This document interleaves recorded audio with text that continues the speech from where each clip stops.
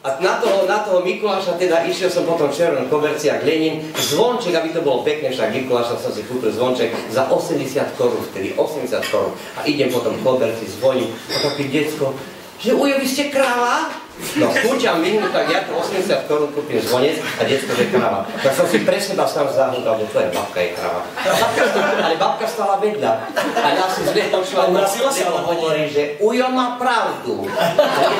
Že majster, môže vás odfočiť s vnúčikom? Áno, no vnúčik. Asi 6 rokov mal, či 5, ale vypásené detsko, to ešte kríza sa ho vôbec nedotkla. Ja neviem, či to je 100 kg koľko. Ja falošný typ, zobral som detsko na ruky, že tu poďme zlatým, sa usmievame. A babka, no skoro som prúd dostala, babka šmodrka, a nič. Babka, ukážte, čo to máte za foťak. Pozriem lepšie Walkman.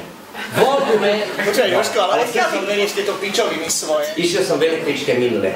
No. A taká pani Sila tam sedela, evidentne ráno, nozdry rozťahnuté, evidentne chcela sa hadať s niekým a nemala s kým. Nastúpil taký chlapec drobný, taký, že rebraví skoro košeli trhal a mal v ruke cigaretu. Nemal zápalnú, mal cigaretu. A tá pani hneď na ňo, že mladý muž v električke sa nefajčí. A on takým tichým, že pani, ja mám cigaretu, ale nefajčím. Vy tiež sedíte a neserete.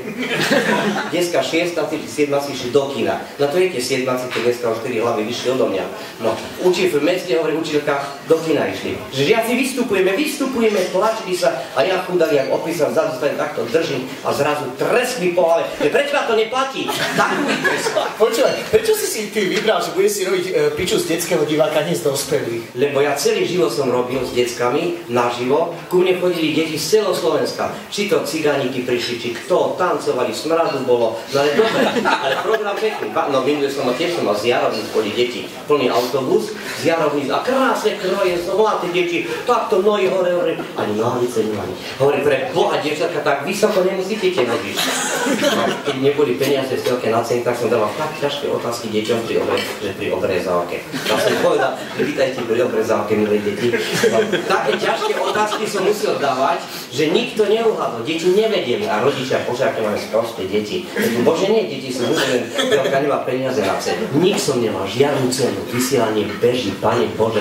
A taký starý klíne som tak spadal hrdzali. A práve bežal film Titanic. Deti, videli ste film Titanic?